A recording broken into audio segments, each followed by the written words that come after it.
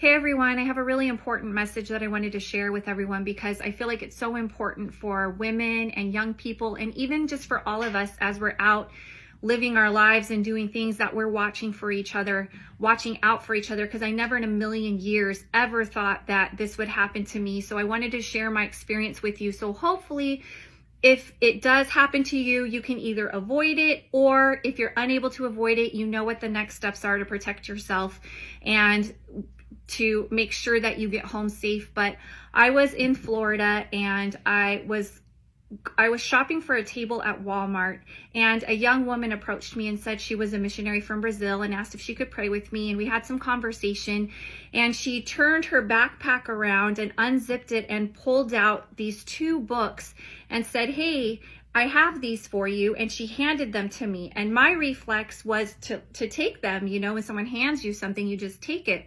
And I'm looking at these books, and they were wrapped in a plastic wrapper that was kind of worn and a little cloudy looking. And I'm looking at these two books wondering what is going on. And she was telling me that I could buy the two books from her for $20. And once I realized she was trying to ask me to buy the books, I said, "Oh no, thank you. I don't need these, but thank you." And I handed them back to her, and she took them back and stuck them in her backpack, zipped it up and said, "Okay, thank you," and walked away. And I thought, wow, that's a strange thing to happen. And I started walking toward where to check out. And within less than a minute, I'd say 30 seconds to a minute, all of a sudden, boom, I started getting very dizzy. And I thought, oh my goodness, I'm so dizzy. I'm going to really quickly get this table. I'm not going to shop for anything else. I'm going to go to my car to try to compose myself. And as I was walking out to the register, I looked down an aisle and I saw her down the aisle texting very nervously. And at that point, I started getting more and more dizzy. And then I realized, oh my goodness, I think I've been drugged. Ladies, it is not safe for y'all out here in these streets. I believe that this is what social media should be used for, so that we can communicate messages to ensure that people don't find themselves, or that they can protect themselves, because it is monsters walking around every single day. Even when my daughter goes back and forth to school and stuff, I tell her, hey, make sure you're wearing your Apple Watch, be aware of this, be aware of that. And the fact that her instincts was to walk to her car would probably be the worst case scenario for her, considering that they was trying to drug her and probably try to kidnap her. Scary, scary stuff, bro. There must have been something on those books that she handed me that I'm now feeling. And I've been an athlete and had multiple surgeries, and so I know what it feels like when you take a painkiller, something to help with the pain. And it felt like I took 20 painkillers all at one time. I was so disoriented and dizzy and just had a hard time composing myself. And so once I realized that I had been drugged, I wondered if she was texting maybe the people that she was working with and letting them know what I looked like. So 100% she was. Always assume the worst. 100% she was texting the people, so that ultimately she probably was expecting for her to go out to the car and so on and so forth. Most of the time, and I was having this conversation about a completely different subject on Monday nights on this channel. And I said that the thing that we're trying to teach people is to be proactively aware so they don't find themselves in a disadvantaged situation. Whereas other people were on the panel was like, no, we need to talk about and get mad at the people that's actually doing a crime. Two things can be true at the same time. But again, we need to be aware of the people that are doing the worst things, and proactively put ourselves in a position to not be in this situation. And even when we was coming up, I remember that my family used to always tell the girls, never go out alone, always move in pairs, always move in pairs, always move in pairs. I remember that to this day. We've always taught our girls always to go in pairs, always, because the people that are trying to attack you, they're going to attack you, and they're going to do it in the most vulnerable way. They don't go after the people that got somebody with them or got a man with them or go in pairs or whatever. They always go after the people that are the most vulnerable. they would know who she had given the books to. so they could be on the lookout. I'm assuming they were trying to traffic somebody. That's what they were there for. And so at that point, I heard clear as day. I just feel like God gave me clear instructions. And I was told, go to where there are a lot of people, stay around a lot of people, because my instinct was to go to my car and to isolate or go to the bathroom. But no, I needed to be around where there were a lot of people. So I kept walking, and I saw the pharmacy to my right, and there was a bench at the pharmacy. So I sat on the bench because I thought I was going to pass out.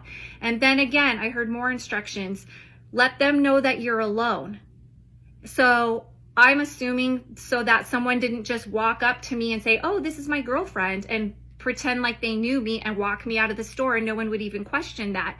So I went to the pharmacist and I let him know something had happened, and I let him know that I was alone. And he came over, he's like, are you okay? I said, no, I think I've been drugged. And so they had Narcan available in case I had any reaction to it, in case I had any trouble breathing or anything, which praise God I didn't. But they called security, and security came over, and it was very, very hard for me to talk. It was taking everything within me to stay conscious and speak clearly. And I couldn't even remember what the girl looked like that I had just seen a couple minutes before. I just remembered she was shorter and had long black hair. I couldn't remember the clothes she was wearing, none of it. That's how disoriented I was. She was already gone anyway. I just wanted to share this story, not to scare people, but again, I never ever thought that this would happen to me. So I want you to know, if anybody ever tries to hand you anything, a book, a flyer, a business card, a candle, just anything, you do not have to take it. You can just say, oh no, thank you, I'm fine. You do not have to take it from them.